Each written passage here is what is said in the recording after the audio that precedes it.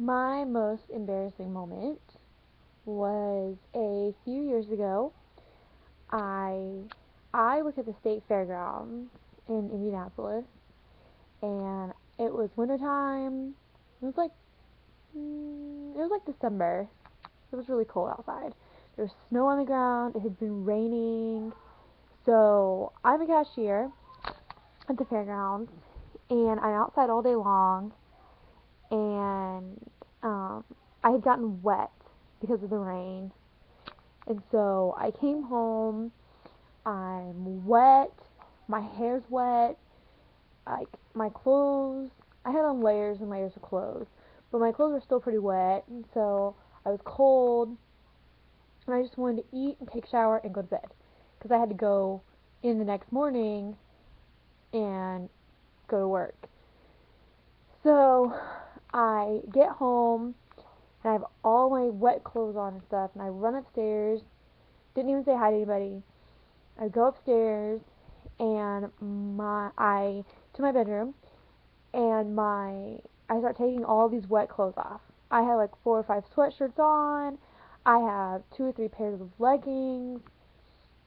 I have a pair of tights on. I have 2 or 3 pairs of socks. Like, I was dressed, plus my skirt. I was ready for like a blizzard because it was that cold. So I get all my stuff off, and um, I get most of my stuff off, and I go across the stairs to get in the shower. And I get in the shower, wash my hair, wash my body, everything. Get out of the shower and realize, I don't have a towel. So I hear someone on the stairs, so I poke my head out, thinking it's my brother, poke my head out, and say, Shane, get me a towel, because I forgot to get one. So I have the door cracked, so this boy gives me a towel, and he hands it to me, like through a little crack in the door, and he starts laughing. And I'm like, Shane, what are you laughing about? He goes, I'm not Shane. I'm one of his friends. And I'm like, oh, great. So I shut the door real quick, and he starts laughing even harder.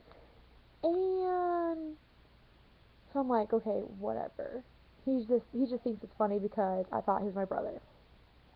So I shut the door, dry off, and then I look down at the floor where I usually put my clothes that I'm going to be wearing, and there's nothing there. I forgot to get my clothes and put them in the bathroom with me. So I run across the stairs to my bedroom again and get my clothes on. So I put on capri pants and a t-shirt and then a sweatshirt because I was still kind of cold. So I go downstairs to get something to eat, and I hear a bunch of people talking. So I'm in the kitchen, and I look over in the living room, and there's 8 to 10 boys sitting there laughing, looking at me and laughing. So I think, great. They all heard what just happened. So I get my food, and I go upstairs, and I'm like, I'm just going to hide out up here. I didn't even know anybody was here but me and my brother and my mom and dad, if they were even here. Like, I didn't know anybody was here, and there's 8 to 10 boys in my living room. So that was pretty embarrassing. And then so I go upstairs, and I'm like, I'm just gonna hide out up here till tomorrow. They're probably all staying the night. I'll just hide out up here until they leave tomorrow. So it was pretty embarrassing. They all went home the next day.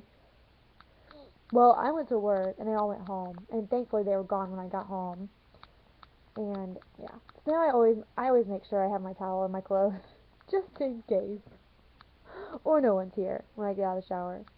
But even when those boys come over, they still are like, are you the oldest?